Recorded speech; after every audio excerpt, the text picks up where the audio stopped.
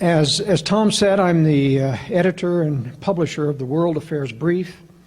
It's a weekly news analysis service that concentrates on helping you understand what the globalist agenda is in domestic and foreign policy in the United States. The government will, of course, claim that they're doing everything in the interest of the nation and the interest of the taxpayer, but they're not. Ever since, I think, Ronald Reagan was the last president we had that was not a controlled puppet. Eisenhower was, Kennedy was, Nixon was, Ford was, and of course George W. Bush was, and Barack Obama. A lot of you who have been exposed to the conservative, the quote, mainstream conservative network like Fox News will get a lot of information about Barack Obama, negative information. And one of the most prominent concepts is that he's a Marxist and he's a Muslim. It's not true. He used to be a Marxist. He never was a Muslim and never was a Christian. He's simply gone to those various religions and when it suits political purposes. But he's an a-religious person, has no religious beliefs whatsoever. And he sold out long ago to the globalists. And that's why Barack Obama is a puppet to them. He's got more skeletons in his closet than, I don't know what to compare it with, but he's got a lot. Barack Obama's a homosexual. It's a sham marriage he has. Barack Obama is an illegal alien. In fact, his father, Obama probably wasn't his father. It was probably a sham marriage as well to cover up for his real father, Mr. Marshall, a Marxist activist. And his mother was having a pornographic relationship with Marshall in his home in Hawaii. And they got together, Hussein Obama, to marry her to cover up for the pregnancy that was. And if you look at the pictures between of Mr. Marshall and Obama, you see a very distinct relationship that you don't see it with his father from Kenya. But nevertheless, he holds, he has an illegal alien status. He holds a false Social Security card, which was provided to him by the government. And so they got a lot to twist his arm with. He worked for the CIA while he was at Occidental University, and that's why no one knew him there. He did have a roommate who occasionally saw him when he wasn't out of the country doing special assignments for the CIA. So once you go down that road, you know, like Hillary Clinton, they make you wealthy. How is it that a person like Barack Obama, who has never earned more than $60,000 a year as a community organizer, is worth over $20 million today? You know, it's the $100,000 stock deals that Hillary Clinton got when she was part of the Rose Law Firm. This is the way that they handle insiders, not Marxists. They handle people who convert and come over to globalism and do their bidding. So America will not be solved by getting rid of Barack Obama. I'm here to tell you that the establishment has been trying to give you a controlled Republican as the next president to undo the fervor that you have against Obama and against the Democratic administration. They know that you'll go down and go to sleep if they give you a Republican like George W. Bush. But unfortunately, and this is one of the 4 or 5 areas in which the globalists are meeting tremendous resistance today. They've had a free ride all the way up through George W. Bush. But the globalists have met severe resistance in 5 major areas. Politics, which I'll talk about first, the EU and globalist free trade agreements, tremendous amount of resistance. Immigration, tremendous amount of resistance. Gun control, tremendous amount of resistance. Despite all of their efforts to manipulate things like what just happened in California. And I'll cover the manipulative evidence that will show you that this was a government operation, as have been almost all of the mass shootings that we have to deal with today. But let's first talk about politics. I predicted in the World Affairs Brief long ago that they would not really want Hillary Clinton to be president. I mean, she looks like a slam dunk, but she's not. Hillary Clinton has a very difficult time being popular even with the Democrats. And that's why Bernie Sanders is so You know, the hardcore Democrats really want a hardcore socialist. Hillary Clinton is, you know, a globalist puppet. And so she'll bend with the waves, and so she doesn't really have a good, strong reputation even with the hardcore Democrats. But the powers that be know that Hillary Clinton will actually try to run the White House if she gets in. She is a real dominant woman. And she's got a lot of skeletons in her closets as well. But they really want a compliant puppet. They'd just as soon have Barack Obama watching his sports shows on television until they call him to read his script, and that's why he needs a teleprompter so often. But they're planning in the political realm. Let's talk a little bit about free trade agreements and the EU. There's a massive backlash in the EU against big government control. The UK Independent Party in Britain is winning elections. They've won over 40% of the delegates to the EU Parliament. The French party of Marine Le Pen, the National Front, has won the majority of the delegates to the European Parliament. So you see, the globalists are really worried. There's a backlash against this, and that backlash has increased with this immigration problem. You see, part of the globalist purposes in creating all of this mess in Syria was to create a flow of refugees that would flood Europe and water down the culture and make sure that Europe is never again like it was before, a predominantly white Christian nation. And that's the same thing that's happening here in the United States.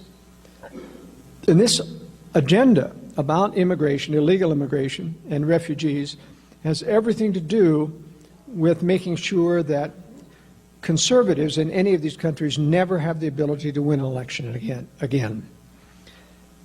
Now, in the 2012 election, I believe, and they showed that the Democrats actually had a majority, but I don't think they were correct. I think that they made 8 to 10 million votes disappear in 2012 in order to defeat Romney. And the reason I know that is because they said, according to the federal election data, that 8 million people less voted in 2012 than 2008. Now, ask yourself the question, was there more enthusiasm or less enthusiasm in 2012 about getting rid of Obama? Was there more enthusiasm about Romney than McCain in 2012? Of course there was. A lot more enthusiasm.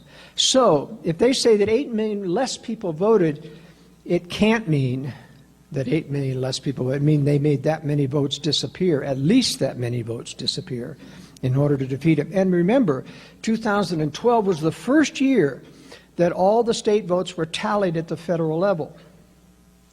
And so when they came out with the national tally, you had no way of knowing where those 8 million votes went away because they were tallied at the federal level. It was a very slick proposition. But you can't get away with that too many times before people start to get on. And that's why they want to give you a Republican, so that you won't contest what's coming on this next time. But in terms of immigration, a lot of people keep saying, you know, well, and you have a lot of conservative websites like WorldNet Daily who's got this, you know, they're let me put it this way, the globalists have hyped the anti-Muslim agenda, not because Muslims aren't a problem, they are a problem. But they're not a threat to the world. They're not a threat to the United States. The Muslims, except for Iran, don't have any weapon systems of their own. You can't conquer the world when you don't make any of your own weapons. It's just like Iran. They got F-14s from the United States during the Shah. And once the Ayatollah came in and the U.S. said, cut the parts supply, those F-14s weren't flying a month later. And Iran learned its lesson.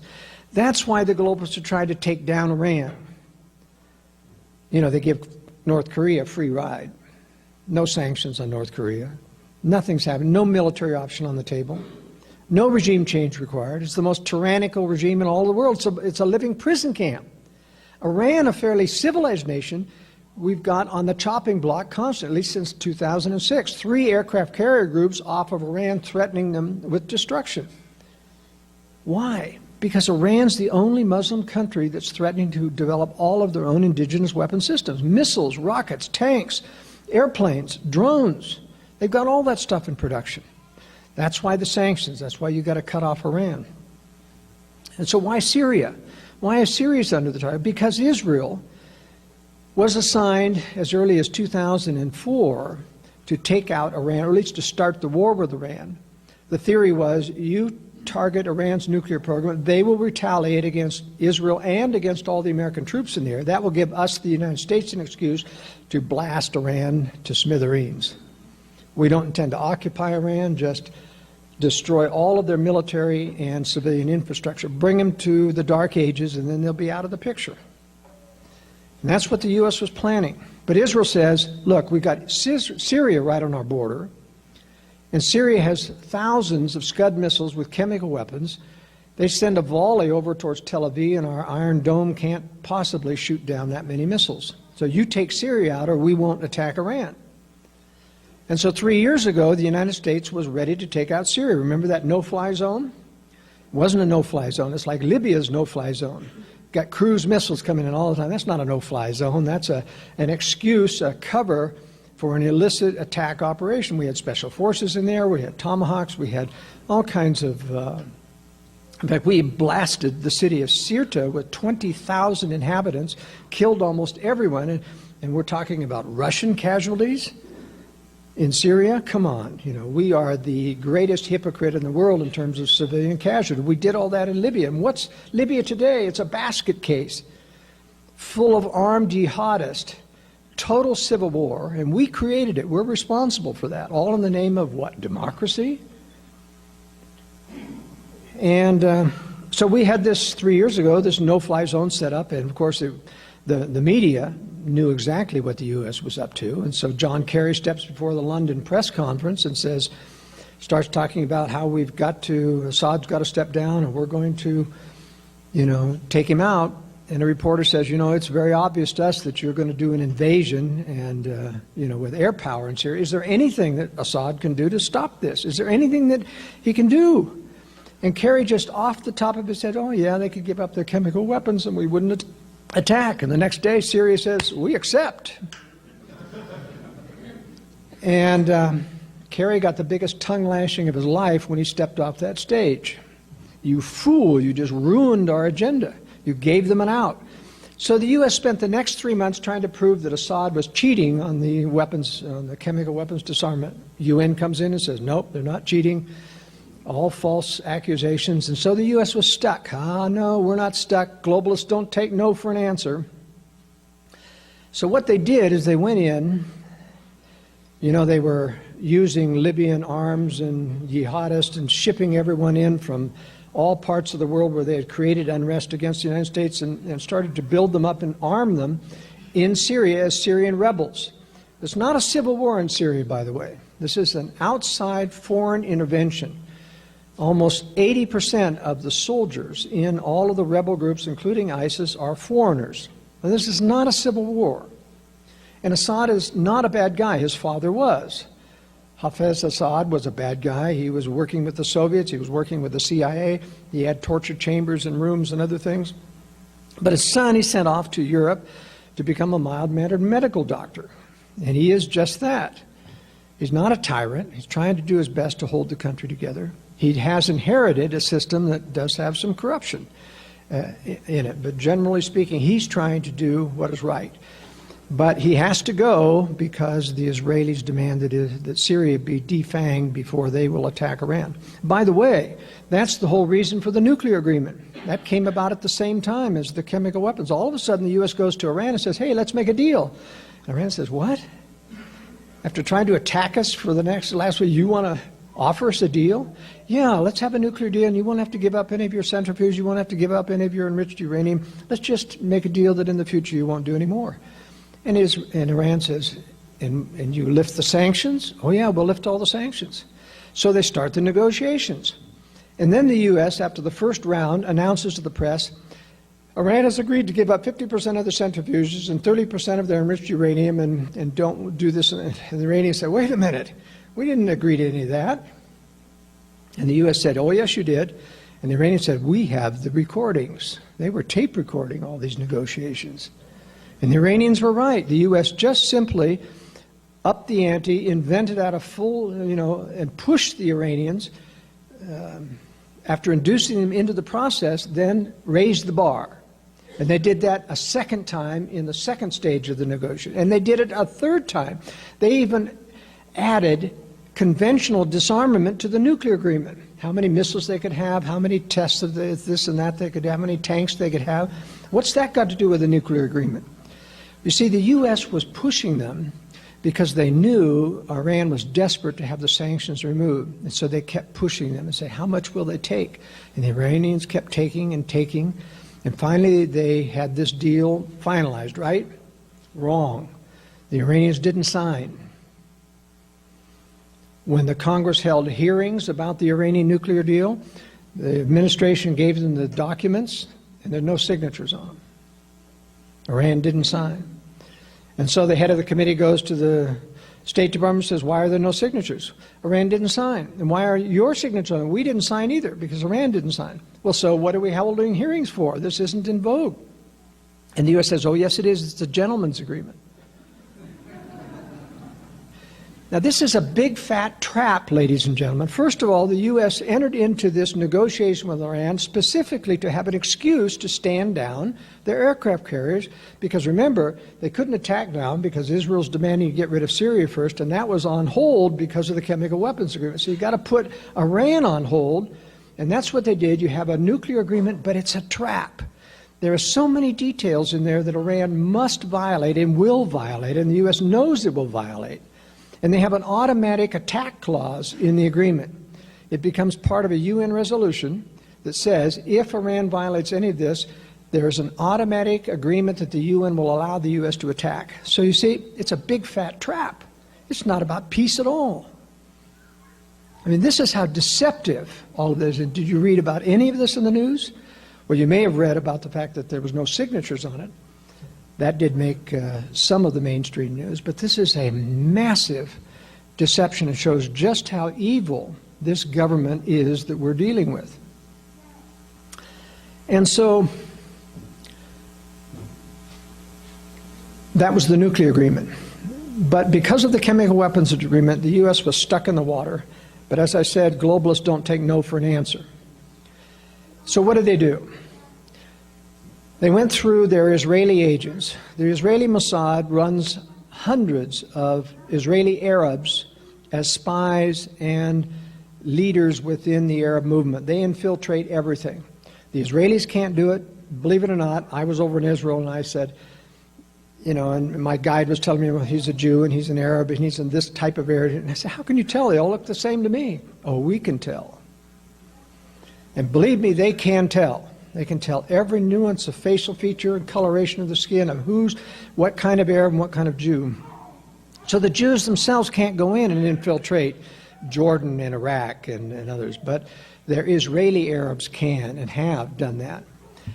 It's my opinion that the Israelis, in combination with the CIA and British intelligence, have infiltrated almost all of the terror groups. They did it during Al-Qaeda. Al-Qaeda was a CIA operation at the very top. That doesn't mean that the terrorists in Al-Qaeda knew that. But the leadership, Osama bin Laden, was a CIA asset.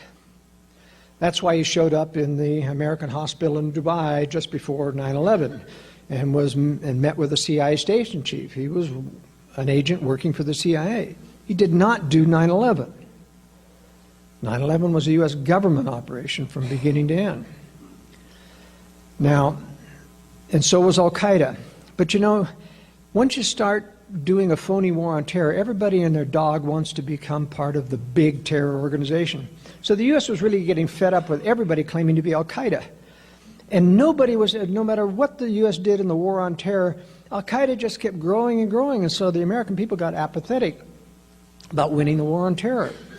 Well, we'll fix this, says the globalists. We'll give them a new terror that they won't forget. They basically went in with their Israeli agents into Syria and said, all right, half of you guys, the worst of you, you're going to be called ISIS. And we know this happened because they're still doing it today. They just created the SRA, which is a Syrian, or SDA, a Syrian Democratic Army. Out of nowhere. How did that start? They just said, you're now the SDA. you're these, Free Syrian Army and the FRA and all these types of names. They just simply designate, and their leaders, of course, tell the people what to do these things. But you don't start a new terrorist organization with 50 to 60,000 people, combat terrorists, in a 3-week period. It's just impossible. But it is possible to just say, you guys are already here and you now are ISIS, and then start to direct them. And that's why every one of the beheading videos was meant and staged for one purpose only, to make a monster of ISIS. You know, if you're going to start a caliphate and take over the whole world as part of benevolent Muslim or Islam philosophy, why would you try to antagonize Muslims, Christians? I mean, they've gone after everybody in these videos. There's only one purpose of those videos, and that's to antagonize the whole world against them. What good is that? What's the purpose of that? Why antagonize the whole world against you? I mean, what does that do? It only does one thing. It promotes terror. A threat of terror, so that the U.S. can go up and say, oh, now we've got another real... And you notice you never hear about Al-Qaeda anymore. What happened to Al-Qaeda? Everybody was Al-Qaeda, now everybody's ISIS. Doesn't that ring any bells to you? Something's wrong with this picture. Look at the beheadings. You take these foreigners that were captured, and they sit there before the camera, and they give this heartfelt story about how ISIS is wonderful, and it's doing this and that. I mean, where does this come from? And they say during the confession, we know that we're going to be killed, but you know, ISIS really is trying to do what's best, etc., etc. And then the knife goes to their throat. There's no flinching. Just as calm as a summer morning, and then the camera's cut. What does that tell you? Would you flinch if you knew you were going to be killed and a knife went? You'd be going like this, wouldn't you? Why would you even give the confession if you knew you were going to be killed? If you're going to be killed, why give the confession? I'm not going to cooperate. You see, nobody asked any questions in the media about these anomalies. And then the orange jumpsuits. They must have had a container load of orange jumpsuits. Everybody's in orange jumpsuits. And then look at the Christians, remember, being led by the sea with these giant ISIS guys, and these Christians are all about, come up to here and all in orange jumpsuits, and they're all walking down the street. Every one of them a giant in ISIS, and every one diminutive. It's staged, ladies and gentlemen. Now, does that mean they weren't killed? Yes, the journalists were killed. But I think the proof is, it means that U.S. and British intelligence went and rescued these people and told them, before you go back to the U.S. or France or wherever. Remember, they picked someone from every country so that every country would feel threatened by ISIS. And they said, before you go back, we want you to help us make an anti-ISIS video, or a video to make ISIS look bad. We're going to pretend to kill you. And this will really help us destroy ISIS. That's why you have this one British accent guy with a hooded mask, Jihad John, doing all the... And you don't behead people with a knife. All of the previous beheadings from terrorists have been with a great big Arab sword. That's how you behead someone. This is a butchering job. In fact, they finally got the picture. They must be reading my World Affairs Brief, because the latest video, they actually do a seesaw video, and you do see blood coming out. This poor Chechen, and what's really strange, though, is the new Jihad John is speaking Russian.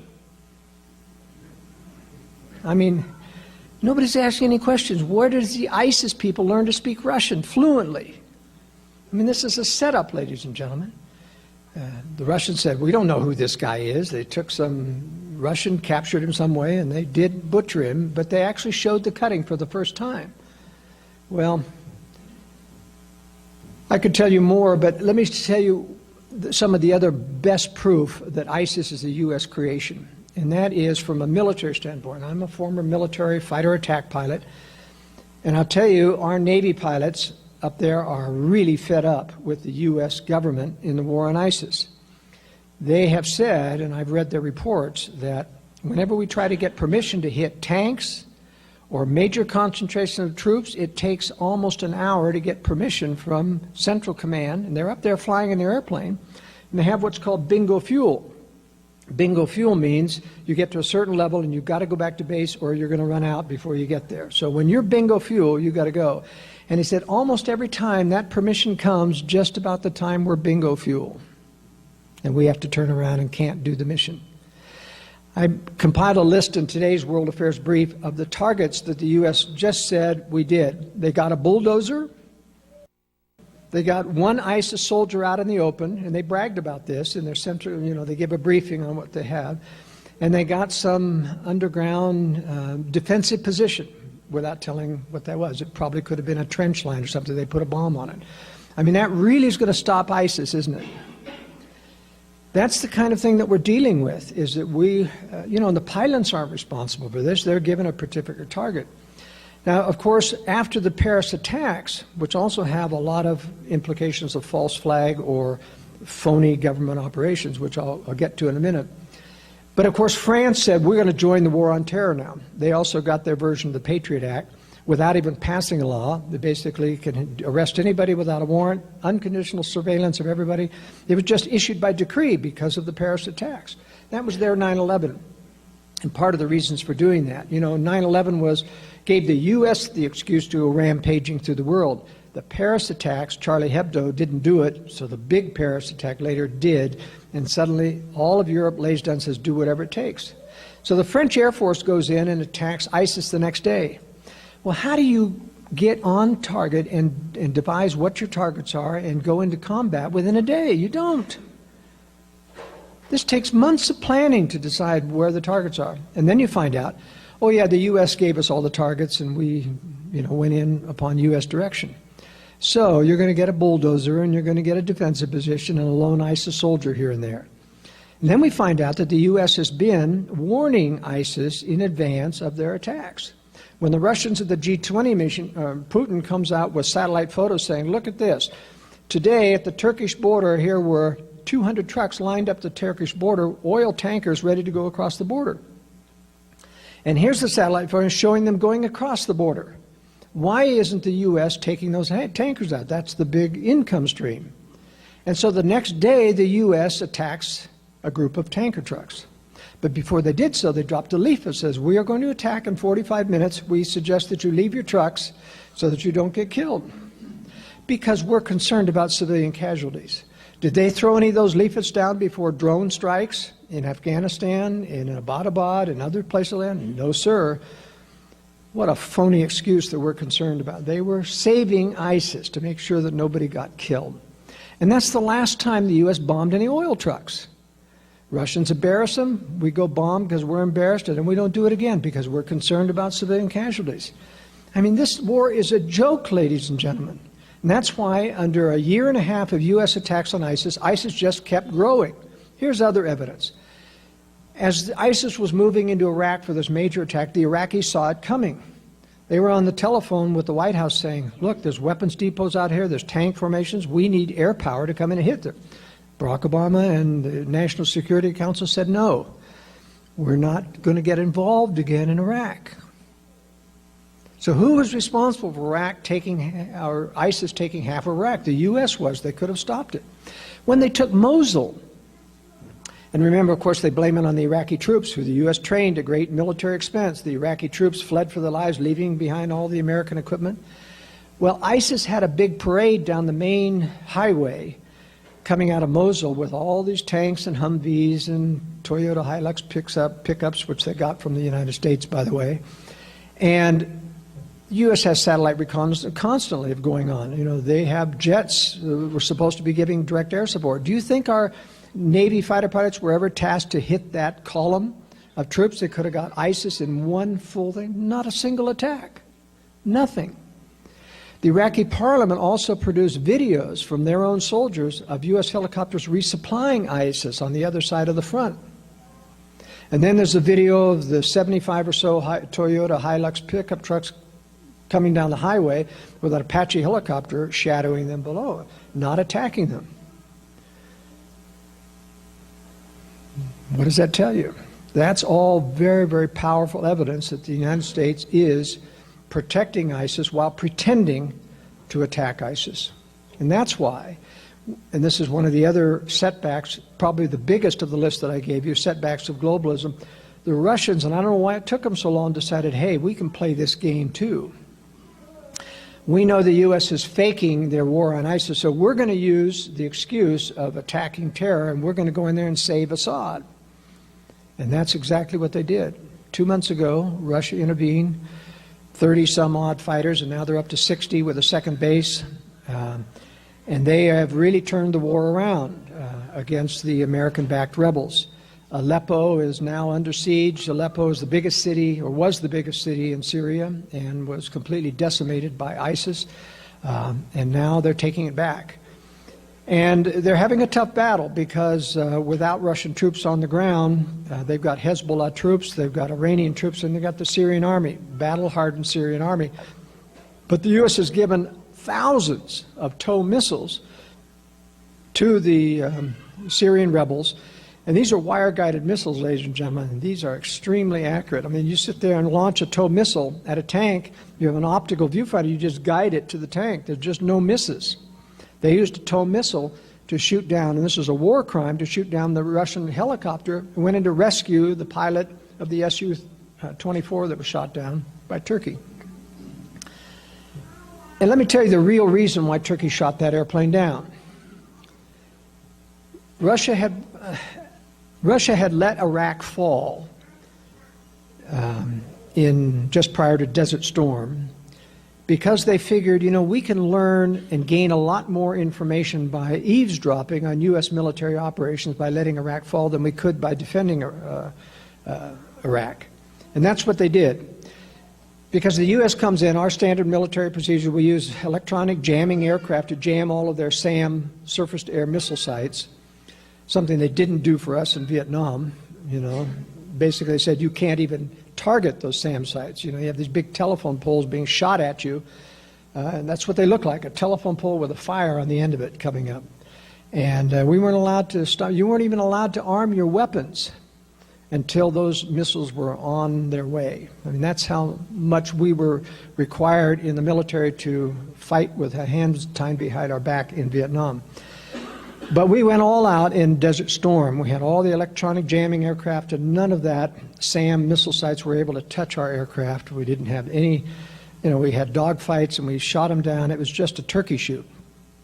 But all the while the Russians were listening and capturing every one of our ECM jamming frequencies and what tactics and techniques we were using. And they have been, in the past 10, 20 years, developing counters to the countermeasures. And the U.S. has no intelligence on what the Russians have. None. Because the Russians haven't been in combat at all until now. But the Russians brought in second-level stuff. Su-24s are old 1980s technology. They weren't using any air-to-air missiles. They weren't using any radar. They weren't using any jamming. And so the U.S. said, well, we'll fix that. We'll assign Turkey to take out one of their aircraft. That will force them to bring in air defense. And sure enough, Putin took the bait, brought in AWACS-type airplanes, brought in S-400s, the most sophisticated weapons. The U.S. doesn't have a clue of what kind of radar until now. Brought in S-300-type missile ships, the Moskva in the Mediterranean. So you see, Putin has now revealed all of his cadre, and that's exactly what the U.S. wanted. That's why they took the risk of having Turkey shoot one of those down. They also knew that Putin wasn't ready for Third World War and wasn't going to go to war. So you've seen a lot of hype on the internet from Dave Hodges and, you know, there's even Alex Jones said, you know, this is going to imminent World War III. He had me on his show last Sunday and I said, you know, I disagree, Alex. Respectfully, I realize that things look hot here, but here's why I don't believe this is going to lead to World War III. First of all, the Russians aren't ready. And they won't be ready until the beginning to the mid of next decade. All of their top-of-the-line weapon systems, and believe me, Russia and China are intending to strike the West, but they need a full capacity blue water navy. They need, you know, hundreds and hundreds of ships. You don't run a world war without having a huge blue water navy, submarines, ballistic missile submarines, missile frigates, and all that stuff. And yes, China is developing hypersonic weapons. The Russians are developing hypersonic maneuvering warheads on their missiles while we're disarming. That's another story. But it's very important to understand Russia's not ready. None of these first-line weapon systems are coming into production until 2020, 21, 22, and 23, and 24. Now, could they strike before then? Could. They wanted to commit suicide, but they're not stupid. And I don't think they're going to strike the West until sometime, my gut feeling is about the middle of the next decade. But all I can say is, when they're going to be ready. I don't really know. I mean, we're dealing with three basic conspiratorial power centers in the world. The Anglo-American globalists who control the West, they are as much our enemy as the Russians and the Chinese, even though they pretend otherwise. Russian and Chinese are separate globalist powers. They are trying to create their own version of the New World Order. They have gone into a temporary alliance to take down the West, and they're planning to do that with a nuclear preemptive strike. And so Elder McConkie was not wrong when he said nuclear war, which certainly must come. It will come someday. And in my previous lectures to you, I have talked about how I think the United States is going to betray its own nation, allow the first strike to fall. This is a very important piece of information. There's a secret presidential decision directive, number 60, which basically instructs the military not to rely on launch on warning, but to be prepared to absorb a nuclear first strike and retaliate afterwards. Now, do you know what that means? Do you know what launch on warning is? Launch on warning means that when our satellites detect, and they have all these heat sensors, when they see a rocket blast, they put everything automatically on alert, and if it is confirmed as a missile launch, they launch our missiles. Now, what does that do? It means the Russian and Chinese missiles coming in aimed at our missile silos hit what? Empty silos. The missiles are already gone. And our missiles can be retargeted in the air as long as they're in their boost phase, and they can hit live targets that are still out there. So who wins in a nuclear war? The one who launches second, not first. Okay? So, in PDD-60, which was entitled A Complete Revamping of the U.S. Nuclear Posture, instead of the previous one in the Reagan administration was, to win a nuclear war. That was the nuclear posture and the nuclear philosophy of the United States, and that's what they're preparing to win a nuclear war. The new posture under Bill Clinton's regime, 1997, was prepared to absorb a nuclear first strike and retaliate afterwards. And General Butch Neal of the Marine Corps said, in reaction to that, retaliate with what? And the disarmament people said, well, you've got the ballistic missile submarines. No, you don't. Not all of them, because Bill Clinton in 1997, the same year, agreed to unilaterally keep 50% of our ballistic missile submarines in port at any one time so that we would prove to the Russians that we were vulnerable and that we would not be a threat to them. That's like laying down and saying, kill me, or at least half of our soldiers, just to prove that we have no foul intent. Is this suicide? Is it stupid? No, it's a globalist agenda. It's to invite this nuclear strike. Why would the globalists want to do that? If this, as the left says, a conspiracy about power, about money, about greedy capitalism, then it doesn't make sense. Why would you invite a nuclear strike that would destroy the economy of America? Wouldn't that destroy the globalists and all their wealth as well? Sure it would. It's not about money. They are going to invite this strike. And part of that invitation is disarmament. Even though the Russians have cheated on every single disarmament treaty, the U.S. keeps dutifully disarming. We just removed all 3 of our warheads on our remaining Minuteman III missiles and turned them into single warhead missiles. 2/3 reduction in our nuclear throw weight because we're abiding by SALT II. What are the Russians doing in return? They're building new Topol-M SS-24 missiles every quarter. And how can they get away with that? Because the U.S. certifies that they're abiding by the treaties. They say that they, basically it's because the U.S. has never been able to inspect all of the Russian facilities. And so they basically state that whatever the Russians say they're in compliance with, that is the official view of the United States. Are they stupid? No, they're not stupid. They're basically giving Russia a pass. They're looking the other way, and Russians must be shaking their head. These people must be stupid. They're just letting us get away with murder. General Habiger of the U.S. Strategic Command admitted we've never been in Yamato Mountain.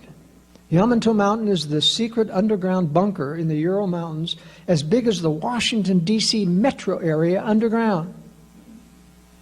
How can you certify that the Russians are in compliance with treaties when you've never been in Yamato Mountain? They could have stockpiles of missiles. They could have whole missile factories underneath there. They got 6 railroad lines coming in each entrance, and they say it's a mining complex, but you never see mining cars coming out. 1997, that was revealed about Yamato Mountain. In the New York Times, front page, you can see it in November. And they asked the CIA, what do you think about this? Oh, we're not worried, it's defensive. How do you know it's defensive? You've never been in there. That just shows how they've been told to cover for the Russians. Why cover for the Russians? Because the globalists have been building Russia and China as nuclear powers and enemies since their creation in order to have an eventual nuclear war that will drive you into the arms of a global government. Now, why do they need war to do that? Aren't we just blending into a global government? Isn't that what WTO and NAFTA and GATT are all about? Isn't that what the TPP is about and the TPIP is about? These free trade organizations, anything but free trade. It doesn't take 1,000 pages or 3,000 pages to enact free trade.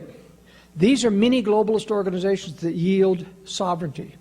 But I'll tell you, the globalists know that at some point when they start to inconvenience you and you get sued for a wetlands violation and you've got to go to Brussels to defend yourself and hire an international attorney, you're going to say enough.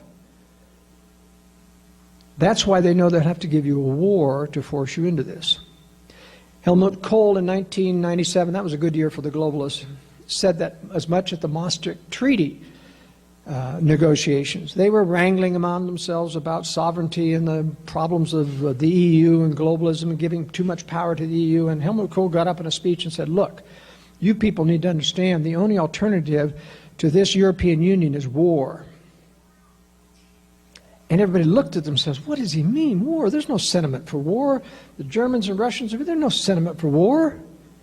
They didn't realize that as a globalist, he was saying, we're going to give you a war if you don't do this voluntarily. And that's what they've been doing ever since. That's what all of these interventions around the world are about, is to create conflict that will eventually lead to a world war. Now, as Alex and I discussed last Sunday, why is it that this war isn't going to lead to nuclear war? First of all, because Russia and China isn't ready. And secondly, this war in Syria doesn't justify going nuclear. And a conventional war with Russia won't serve globalist purposes. If you have a conventional war with Russia, you've got the full might of the United States and you can't be touched, essentially. We're all over the United States. Conventional weapons can't decapitate the U.S. military. And so you'd have a war, it'd be a patriotic war like World War II, and we'd have trouble winning it if you stay conventional. We've got a high-tech military, but it's very thin. All you got to do is knock down some GPS satellites and we got dumb airplanes again. And all you got to do is run an EMP strike and we don't have electricity and other things. So, you know, a conventional, and the Russians and the Chinese have about 10 times more conventional weapons than we do. So we got high tech, but it's very thin. But you see, you can't drum the American people into we need a global government when you're running a war. No, we don't need a global government. The United States military is doing just fine. But if you allow a first strike to fall and you don't respond with launch on warning, and our military gets decapitated, the whole world depends on the U.S. military to save them, don't they? Can you imagine what this world would be without the United States military? How would you feel? How would Europe feel? NATO is a pittance, you know, of the U.S. military power, and they would feel very, very unnerved. So I'm telling you that that's what the globalists know. Now, aren't the Russians and Chinese going to hit American cities? No, they're not, and the U.S. globalists know that. They know the Russians and Chinese intend to blackmail the West into submission after doing a decapitating strike on our missile fields and our missile bases. Because then we have no way to do it, and the Russians and Chinese say, hey, you're not going to be able to defend yourself, give in. But our globalist leaders are going to come out of their bunkers and they're going to say, oh, we didn't know this was happening. You know, just like 9/11, we didn't know. Total surprise. But they're going to say, you know, our only salvation now is to join together in a militarized global government. And you'll hear those words someday. Our only possibility is to join in a militarized global government to prosecute this war. And what will you say? Whenever he's hunkered down and sick from fallout, and there's no electricity because it's been preceded by an EMP strike, you're going to say, no, no, no, we don't want a global war, we're going to fight. You know, with what? You're just devastated. The American people are just going to say, do whatever it takes to save us, just like 9/11. But this is 9/11 on steroids. Now that's what the globalists want, and that's why they're going to have a preemptive nuclear. And then you ask yourself the question, how do the globalists intend to win this war after absorbing a nuclear first strike and letting our military get devastated? Well, my belief is that they have secret weapon systems that they've been developing. And we know the U.S. has massive black budgets, and they simply print the money to do it. It's off budget. Congress doesn't authorize it. Remember the $300 hammers and the $400 toilet seats and those things were cover stories for black budget money. That's why they were paying those high prices to Lockheed Martin and other and used aircraft, et cetera, because that was money that was going to cover for black. That's how they built the YF-17 stealth fighter without any congressional authorization. It came from the excess profits of $300 hammers, multiplied by 1,000,000 times. And that's where they suddenly came out of Area 51, where they tested this aircraft. And so I think they may even have space-based anti-missile systems. Now, you know, our current anti-ballistic missile systems have no warhead on them. They're called kinetic kill vehicles. No warhead. That means they must hit an incoming nuclear warhead at 10,000 miles an hour. They must hit it directly in order to destroy it. They must touch it. Boy, that's a real tough thing. You know what our success rate in controlled missile tests? Less than 50%. And do you know how many kinetic kill vessels we have? We have 13 in Alaska, and we have, you know, in your Aegis missile systems, we probably got 300. The Russians have at least 300 missiles, each with 10 warheads on them. How are you going to stop that, you know, with 300 Aegis missiles with a warhead with a 50% kill rate? You're not going to do it. But I think the U.S. isn't stupid.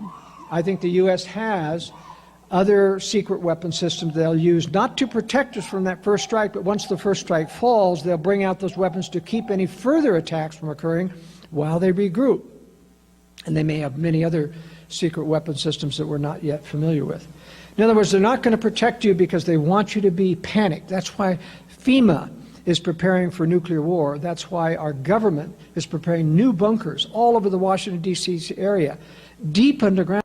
One a half a mile deep under the Naval Observatory, the Vice President's residence started during Dick Cheney's tenure there. Is that for terrorism? They know a nuclear war is coming. Why do retired CIA and DEA and FBI officials building luxury homes in Aspen, Colorado have bunkers in the basement? Because they know what's coming, but you don't know. And that's been my message for many years to people, to wake up, you know, especially conservatives. We talk about fighting for our liberty and regaining our liberty. I'm telling you, I think that's not possible anymore. I think this secret combination of globalists in our government that runs puppet presidents is so powerful. And they're controlling the media, they control the Supreme Court. Remember John Roberts, the phone call in the night? You got to switch your vote. And he betrayed us. He was never a conservative. They've got goods, they've got dirt on every Supreme Court justice. They can turn any of them. They only don't do so very often, except in John Roberts' case, because they want you to keep thinking that you've got half of the Supreme Court as conservative. John Boehner was a globalist. So is Mitch McConnell running the Senate. Not a conservative. Never has been.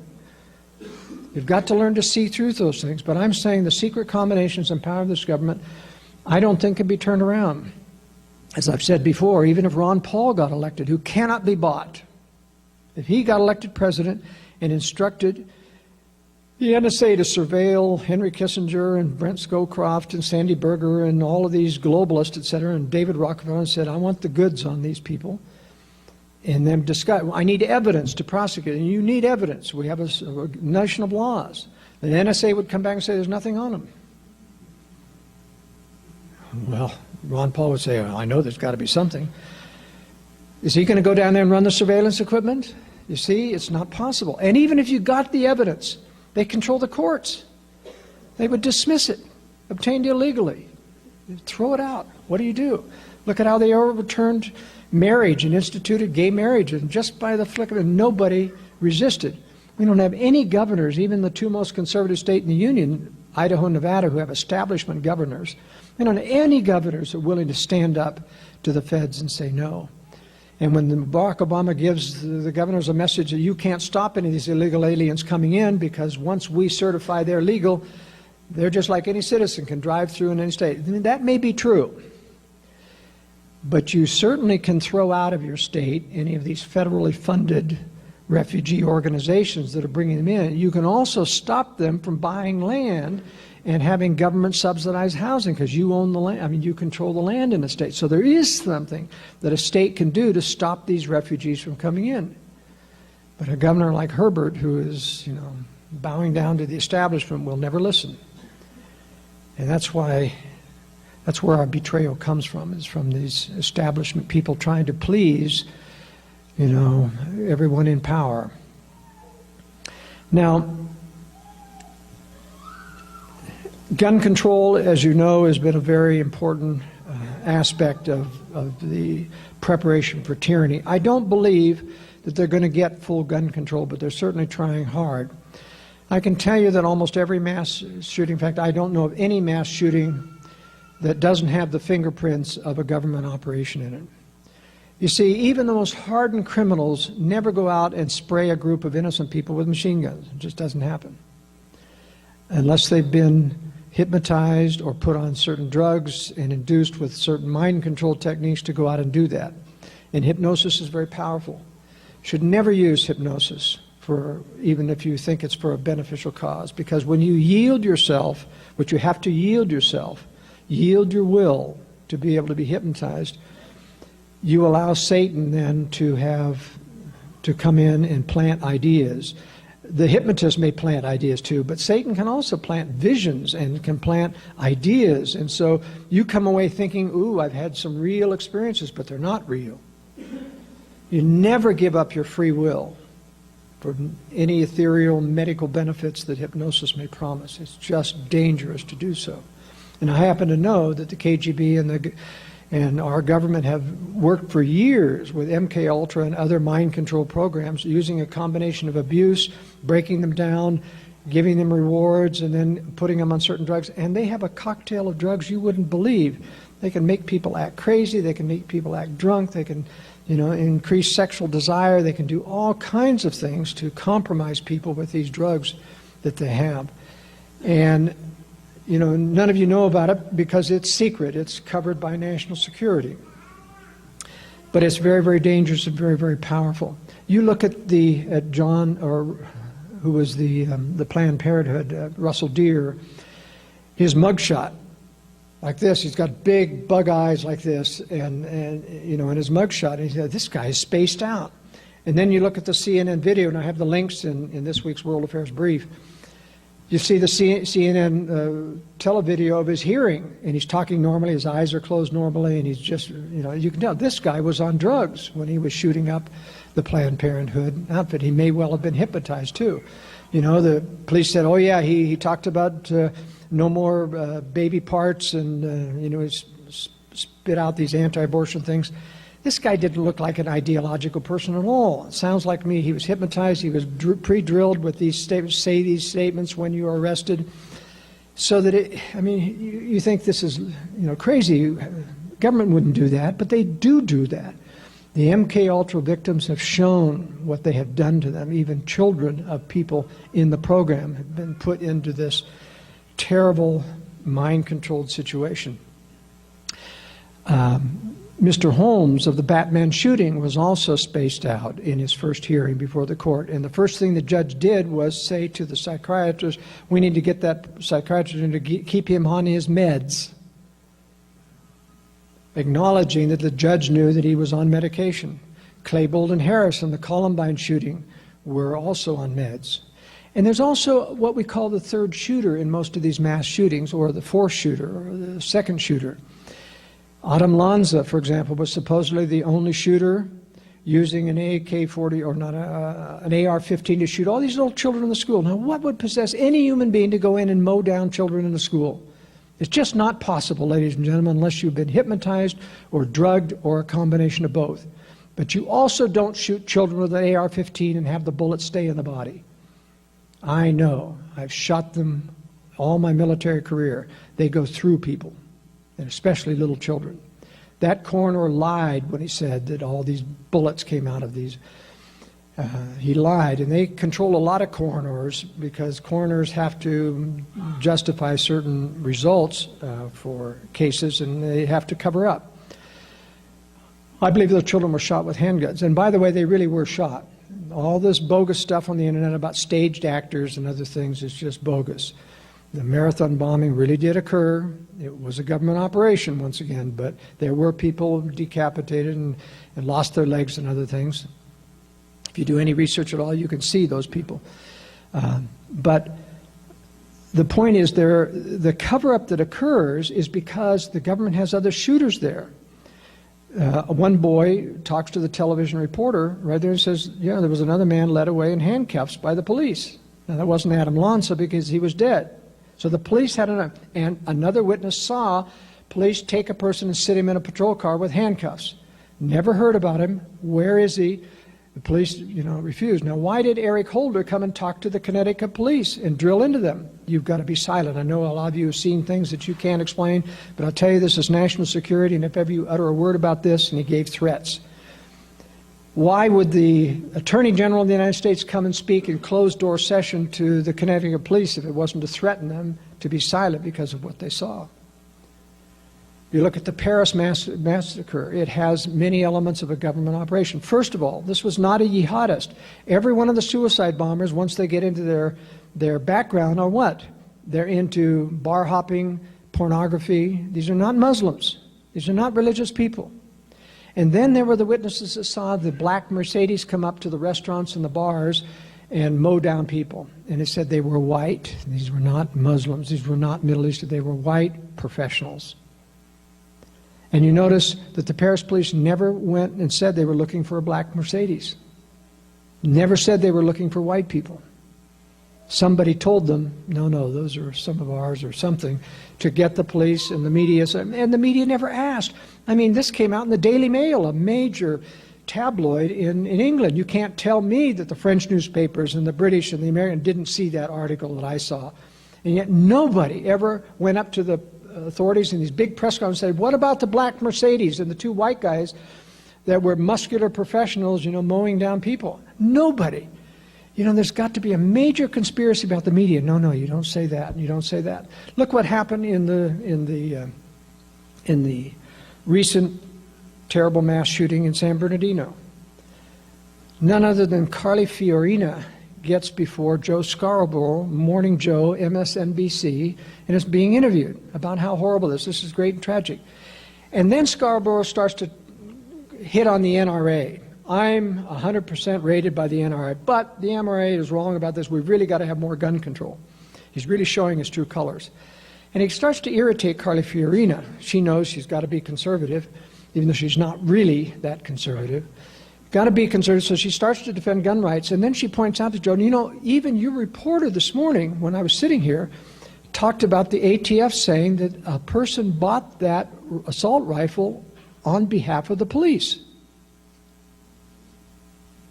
Think about what I'm saying here. Remember the ATF said immediately, within hours, these guns were all legally acquired. And I said, wait a minute, how about some details? Who legally acquired them? How do you got to know who, what his status is to know if it's legally acquired and what the weapon was, because California has the most restrictive gun laws in the United States. But Carly Fiorina heard that report on NBC announcing the ATF says There was a straw buyer. He didn't use those words, but he said someone bought it on behalf of the police. Now, this is why this is important. Because in California, an assault rifle cannot have a magazine more than 10 rounds. And there were pictures of the assault rifles with lots of 20 and 30 round magazines, etc. And it also has what's called a bullet button on it. If the public is going to buy it, you cannot release the magazine with the normal depressed button right by the magazine. You can't depress that button because it's fixed and it has a little drilled out hole in a special button that you have to use a tip of a bullet to press in the button to get the magazine out. Do you imagine how difficult that is? Fish a bullet out, press it in to get the magazine out and switch a magazine. These two people shot over 75 rounds in the few minutes they were in there, and I don't think they did that by using, the cumbersome bullet thing to get the magazine out. But the police can get those weapons, police only, without the bullet button. So when the ATF said these weapons were legally acquired, and then ATF admitted to and reported that it was someone bought them on behalf of police, that meant these were non-bullet but full combat, assault rifles that these people had gotten hold of. And Joe Scarborough immediately changed the subject and said, well, let's talk about the political situation. I mean, can you imagine a presidential candidate blowing this cover about, here somebody bought this on behalf of the police, and she said, how did it get into the hands of the terrorists? And he changed the subject. Of course, Joe Scarborough had seen the reporter too, so he knew what it was saying, and he wasn't about to mention it, but he wanted that buried. That's conspiracy, ladies and gentlemen. That's conspiracy to control the news. And you have to have those kinds of details. That's what I do in the World Affairs Brief. I read and have researchers that throw me all this information. I synthesize it so you don't have to search the internet, all of it yourself. I get the kind of details that show to you what this conspiracy is doing in life. And it's really horrendous. But in the Paris attacks, there were a couple of other things. One, the phony passport. Just like in 9/11, you have all these bodies and people and airplanes destroyed, and you have a pristine passport of Muhammad ought to float down and be completely right there for the government to pick up and say, oh, this is proof that he was on the aircraft. Let me tell you that none of those hijackers that the FBI named in 9/11 were the actual hijackers. These were the fake hijackers that were meant to put the blame on. And we know that they weren't the real hijackers because at least 4 of them are still alive. At least 4 of them are still alive. But this is the reason the government doesn't let you see the video cameras of the passengers getting on the airplanes. Do you know that's still classified? It's still classified because you would see that the hijackers getting on the airplane were not the ones that the FBI named. You don't, I can tell you as a pilot, you don't fly one of those big 757s or 767s by learning to fly on a Cessna. You wouldn't even know how to turn off the autopilot. It's that, there's a sea of switches in front of you. And, a very experienced pilot, could probably figure it out. But boy, somebody like that could never get up there and start to fly that airplane, let alone direct it. And we as pilots for 9/11 Truth have the radar tapes, by the way, that show that those hijacked aircrafts went over the Midwest of the United States and rendezvoused with another aircraft. And the other aircraft that they run, you just don't see that up in the sky where 2 airplanes cross and then they do 180 and go like this. You just don't see that unless they're coordinated. Every one of those airplanes that came in, including the one that hits the Pentagon, was a remote-controlled aircraft already pre-loaded with explosives and other things to do the damage that they had. And what happened to the passengers, we don't know. We only know that Flight 93 landed at Cleveland Airport and was put into the Nassau hangar there. That's why the FAA ordered a United identical airplane to land at Cleveland right after that, so that any witnesses who said, we saw this airplane land and go into the NASA, oh, no, you didn't see that. You saw this United airplane that came in. This is a massive conspiracy. I could go on all day about 9/11 and the proof we have that this was a government-controlled, only a government could have loaded these buildings with explosives and brought them down in the way that they did. So I am not optimistic about our chances of turning around and regaining our liberty. So what does that mean we ought to do? This is a very important question because I don't believe that God will leave us helpless. I mean, you've spent a lot of time and effort in your life trying to preserve liberty. You're here tonight because you're interested in preserving liberty. I don't think it can be done as a nation anymore because I don't think the people are worthy. You have to ask yourself, why isn't God helping us? Why do we keep losing every battle? And part of that's because, we're not worthy as a nation anymore. Sin is rampant, homosexuality is getting rampant, and even among the good people, I'm ashamed to say that even in this state of Utah, most of the people are asleep. They're Republican, they're conservative, but they're asleep. And that's a problem. They're supposed to have the Holy Ghost, but they're asleep. And that's because many people innately inside can't handle tough truth. They're soft. You can tell that by the way that they don't discipline their children. Discipline is a mess in our society. Look at public schools. My biggest complaint is not what they're taught. I can undo that at home. It's the cesspool of attitudes that they float in and the lack of discipline. You spend all of your time managing herds of people who aren't disciplined. Why do European schools and others do so well? It's not because of the curriculum, although it is with Common Core. It's really teaching the test rather than teaching substance. But it is mostly that it's disciplined and quiet in those classes, and people really are expected. And you can be thrown out and you can't get back in a public school. You can't throw people out of a public school in the United States. It's their right to be there. Those are basic problems that no amount of curriculum development, no amount of dealing in school boards is going to cure. Because it's endemic to our society. We've been taught by sociologists we have to be soft, that Christ is soft, that Christ is all-loving. There is no justice. There is no guilt anymore. It's just all-loving acceptance. You even get that in your church. And it's not true. Christ has the full range of personality from mercy to fury. And he knows how to use it specifically. And anyone who listens to their conscience knows you get beat on the head more than you get patted on the back. You get dissatisfaction feelings. You shouldn't be doing that. Nuh-uh, don't do that. Stop that. You know what I'm saying.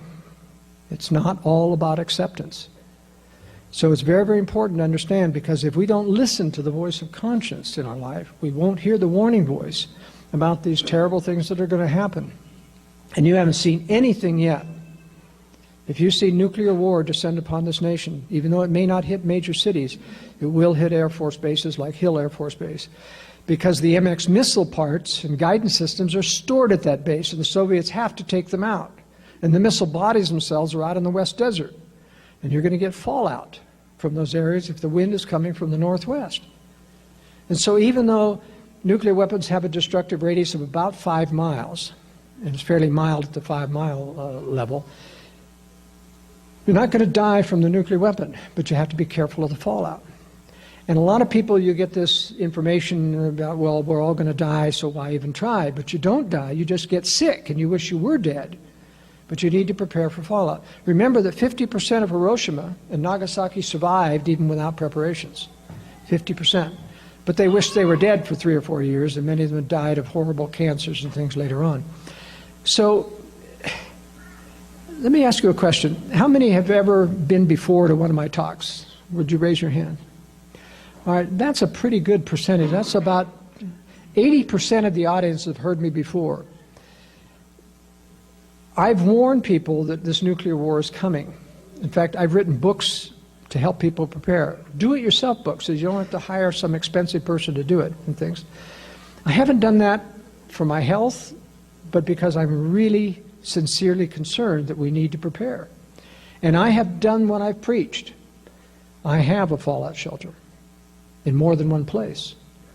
We're now establishing a family farm so we can grow when there's famine, away from the city. You try growing a garden in a suburban area when everyone else is starving. Can you see them? Your tomatoes are just turning green and there are hundreds of people around your fence. They're going to be picked clean in the morning. Never going to get ripe. And you think your fellow Mormons are prepared? Less than 10% of the active, and some think it's 5%, have anywhere close to a 6-month supply, let alone a year's supply. Church welfare system, the church knows it's not going to go very far. If people aren't prepared, they depend on people to get prepared. So it's very, very important that you listen to my warning. As sure as I'm living today, you will live through a nuclear war. And you have to, if you're going to get up on the other side and defend liberty, because I think there will be pockets of liberty, and I'll explain how this is going to happen. Right now, most of you feel isolated, don't you? Even in Mormon neighborhoods. You can't go to your neighbor and talk about what we're talking about tonight, can you? They just laugh at you or roll their eyes. Think about other people outside of Utah. They can't talk to anyone. Every one of us feels isolated and relatively alone. But war will change that. For example, in New York, you have hundreds of thousands of Latter-day Saints. Well, in Los Angeles you do. In New York, you have a few thousand. But in every major city, you have stakes and wards and Latter-day Saints, and you have good Christians and other people who are concerned and who are conservative. Why are they staying in these big cities, even when they're nuclear targets like Seattle, San Francisco, San Diego, Colorado Springs, Omaha, Nebraska, Jacksonville, Florida? Those are dead cities someday. But why do they stay there?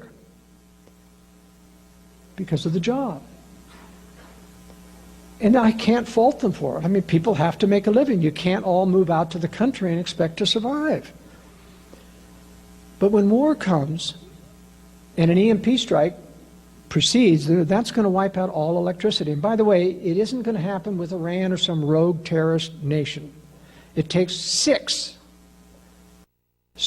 high-altitude nuclear weapons to blanket the United States and take down the whole grid. Only Russia and China have the capacity of doing that. Not even North Korea does. You do one EMP strike over LA, yeah, it's going to blanket that area, but the latest target data shows that it's about a circle of 100 to 300 miles around underneath that where the major damage occurs, and the rest is not damaged particularly. And even cars will survive outside those 100 to 300 mile circles. They may shut down, but they can be restarted again. So it isn't true that all vehicles will be off the road or everything will be destroyed.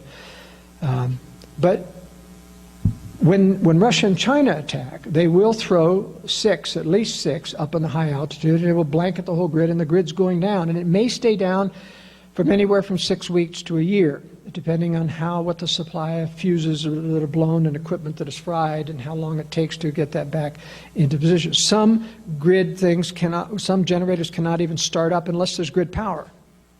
They may be operating, but unless they sense there's grid power to feed it into, they have no place to put the power that they generate, so they can't start up. Other smaller plants, can, depending on the size of the grid. So within 3 days of an EMP strike and the nuclear strike that follows, which will hit the military targets, they'll be really pillaging in the streets because everyone panics. All the store shelves will be empty, just like books like Lights Out and other things have. But the only problem with these EMP books is they talk about a lone terror strike, doing all this, and it's just not true.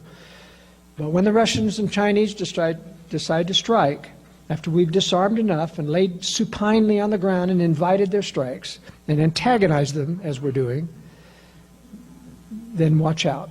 And I think the trigger event, by the way, is going to be North Korea. There's got to be a reason to explain why North Korea, the most horrible nation on the earth, is given a pass by our militaristic globalist leaders. No sanctions, no military option on the table, no regime change required as compared to Iran. What's the explanation? Globalists know North Korea is going to be the trigger event, and they're preserving it. And here's how North Korea starts it. When you see North Korea do a mass invasion of South Korea, 2 million men versus 50,000 men, and 20,000 artillery tubes taking down Seoul, you'll know that within a week we're going to have nuclear war. Why? Because the only way the U.S. can protect its 13,000 troops, combat troops there, there's 20-some thousand, but 13 are combat troops, from annihilation is to use tactical nukes to stop this invasion. And once they do that, guess what China says? You started it. And now we can stop you. And so the U.S. gets suckered into using tactical nukes, and then China and Russia can say, you started it, and now launch a preemptive strike. So if you see an attack on North Korea, you wish you had your preparations made, because you've got a week at most, maybe even 3 days. So watch out for those particular signs. Now, what I'm saying about preparedness is it's not enough to have food and water storage or even cold weather clothing. You've got to survive this war if you're going to live on the other side to redeem freedom in the pockets of liberty. And what I was explaining to you is when this pillaging starts in cities, what do you think the good people are going to do? Are they going to stay around for the job? There's no job anymore, is there? Nobody's going to work. Even the government won't have any control because policemen and firemen are not coming to work if their families are starving and there's pillaging masses in the street. You think policemen are going to come to work? They're not. And so there's nothing to keep good people in this melee of social unrest, is there? They'll start to flee. And if they've read my book, Strategic Relocation, they'll know where safe places are. They'll start to flee. And some people would just feel inspired. Go west or go east or go north or south. And they'll hear rumors about their safety there. And that's where some of the prophecies about the Mormons happen. There'll be safety among the Mormons. Why? It's not that the Mormons are all prepared, but they'll knit together faster probably than any other community. Why? Because you've got this alternate system of government. Home teachers for every 5 families, etc., hierarchy of leadership. That will knit together people, and so that will become a magnet for a lot of good people. I think that someday after war starts, when people are fleeing cities, you'll find huge numbers, hundreds of thousands coming to these valleys for safety because they will see there's more order here, less chaos, not no chaos, but less chaos, and an ability to work together faster. And so that's how the Lord sometimes works marvelous miracles. No longer will good people be outnumbered. There'll now be new majorities. New majorities of people who will say, okay, we see what the government did, we see what's going on and stuff, and unfortunately it won't be that clear. You know, the government will still claim that we didn't know this, you know, and people like Joel Skousen, who claims that we planned this, you know, ought to be hung. Maybe a lot of people agree with him. And you'll have to take a stand someday, those of you who believe in conspiracy versus those that are deniers of conspiracy. And I believe that you'll be the Jews of World War III. The government will call to lock up people who are dissidents, who believe that we're responsible. They're not supporting our troops. That's the danger that we face. So no one's going to be able to sit on the fence. You're going to have to make a choice. Either deny that you believe that globalism is evil and the government has created this, or go along with it. And that's where the New World Order comes in. That's where the mark of the beast comes in. Probably an oath of allegiance to the New World Order, and you won't be able to be a doctor or a lawyer or buy or sell unless you're a citizen of the new global government. And those of us that won't take the citizenship won't be able, will have to live underground. So you see, it's not going to be easy. But I think even globalism has to play lip service to democracy. So if there are new majorities in areas where you are free and you demand liberty and demand the restoration of the Constitution and not globalism, then you see they can't just come in and squash that, you know, if it's democratically. But you have to be prepared to be active politically. You have to have experience. You have to know that in the coming chaos, that the traditional lawyers will say, hey, we know how to run a government. You've got to be prepared to have alternatives so that they don't go back to the same old case law that has degraded our Constitution and run it like that. You will have to know. That's one of the reasons why in my talk at UVU I gave a speech on why the Constitution is dead and how to fix it. How do you rewrite the Constitution in tight legal language? Now, I'm not saying a con-con. I'm not in favor of constitutional convention. We would never even get elected to be a delegate at that. Only conventional lawyers would do. So that's a dead end. But you know, if when there is war and people coming in, if we educate one another and say, all right, look, we got a chance to restore God, let's do it in tight legal language. And you know what the secret is? The secret, if you change the language to make it tight legally so they can't interpret it anymore, none of the case law works anymore. Precedent doesn't have it. The lawyers can't use precedent. No, we got new language. It tightens it up. You can't have socialism anymore in this country because it's tightly written. So I talk about that in this one, and I've got some copies of that if you're interested in that. Some of the other books that I brought, and you can get these because you came to this tonight at a very severe discount. One of the probably the most important books that you can pick up is this How to Implement the High Security Shelter book. This is how to do a fallout shelter in a basement. And more than just a fallout shelter, the purpose is to do concealed shelters in the basement. Concealment's very important because just as the Jews had to be hidden by friends to keep them from being rounded up, you'll have to hide friends someday. It's not just a matter of survival. You have to hide people. And it's not going to be easy to do if you haven't already prepared to do those things. So concealment's important, also having radiation protection. And this is a complete do-it-yourself manual. This is the cheapest alternative for most people. I mean, if you can afford to do new construction, my big book, The Secure Home, 700 pages, does everything in new construction and remodeling. You know, if you're going to do an addition to the house or an addition to the garage, you can put a first-class, all-concrete shelter under it. But it'll cost you, you know, $30,000 to $40,000 to $50,000. This can be done for less than 3 to 4. So you see, people, you know, you can save that much in a couple of years just by not going out to dinner. So even if you have limited funds, you need to protect yourself and do those things. Now, most of you living in Utah probably don't need my best-selling book, Strategic Relocation. But some of your children may need it, or grandchildren, who's ever out in the hinterland may need them to go where safe places are. And part of this book talks about contingency planning. If you're living in a big city and can't leave, how do you develop contingency plans to get out of Dodge? One of the secrets in the book is to watch for what I call beltways around, you know, freeways. They're really like a moat around the city. You know, you can't get past a beltway unless if you go through an underpass or an overpass. And you know, if it's a situation like Katrina in New Orleans, all the freeways are clogged. You can't get on or off of the freeways. They're just a trap zone. But, as I point out in the book, if you look at Google Maps satellite version and zoom in and trace that freeway, and you can see there are a few over and underpasses where there's no exit or on-ramp. And that means you got free passage over that.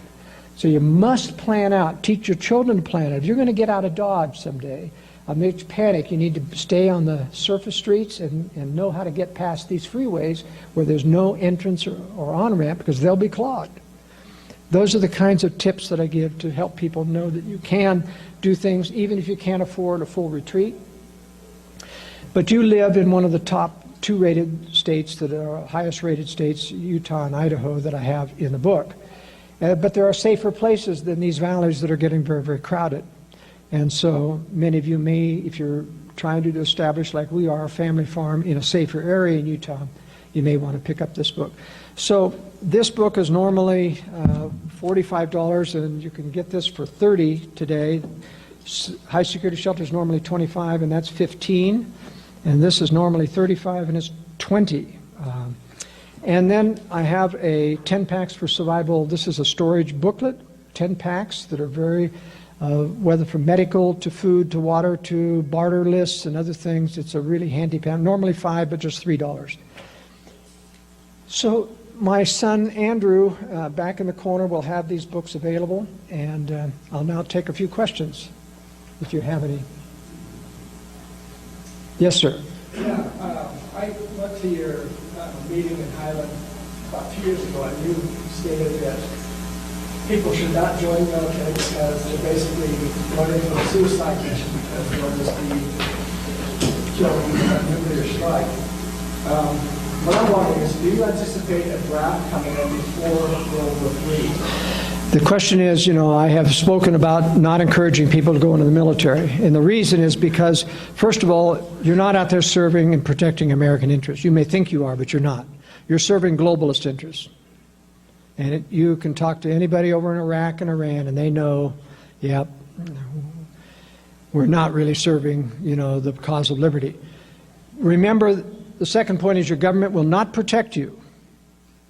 They're going to let a nuclear strike fall on military forces, and so you do your sons and daughters and grandchildren no service by encouraging them to go in the military and to be nuked someday.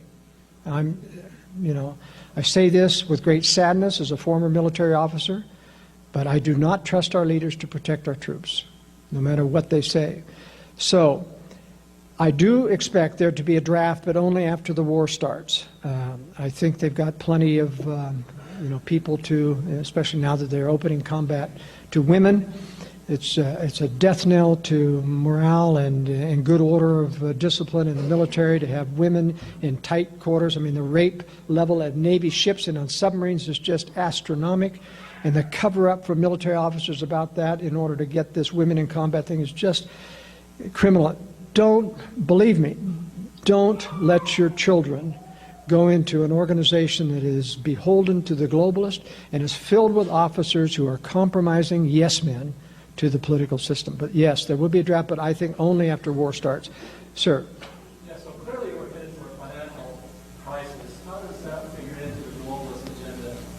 I believe strongly, and I pointed out in my World Affairs brief, there's several issues of explaining in detail why I don't believe there's going to be a financial collapse, an economic collapse before the war.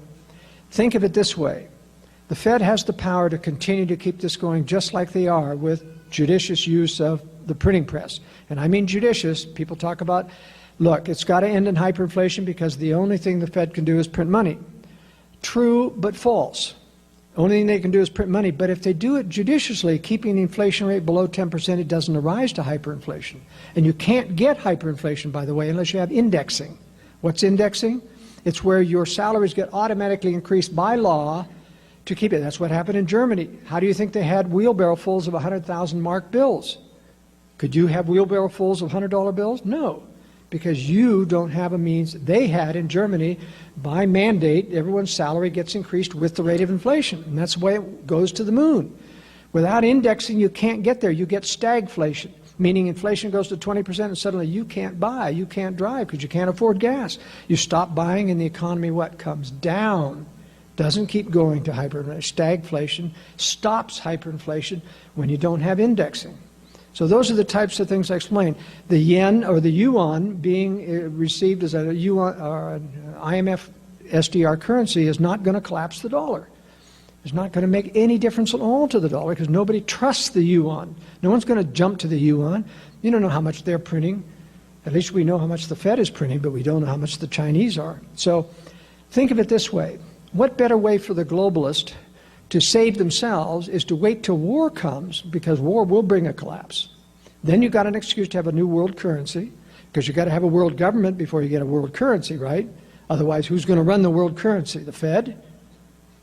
So think of it. Remember, if they let war come, then we're still the heroes. We still get to dictate to you because it's not our fault. If they let a collapse occur before that time, everyone will know to the very day the Fed dropped the money supply, and they'll get the blame and they'll be held to pay. So I don't think, now that, saying that, I believe there could very well be a stock market correction up to 20%, but it won't be a collapse. In fact, there never has been an economic collapse on the face of the earth except in wars of massive destruction. The German economy collapsed because they were all fleeing from the Russians, and you can't do any business when you're fleeing. The Russian economy did not collapse, contrary to the phony. It was a phony fall of the Soviet Union. It was a carefully crafted deception. It went down to a survival level because communism isn't very good at producing goods and services.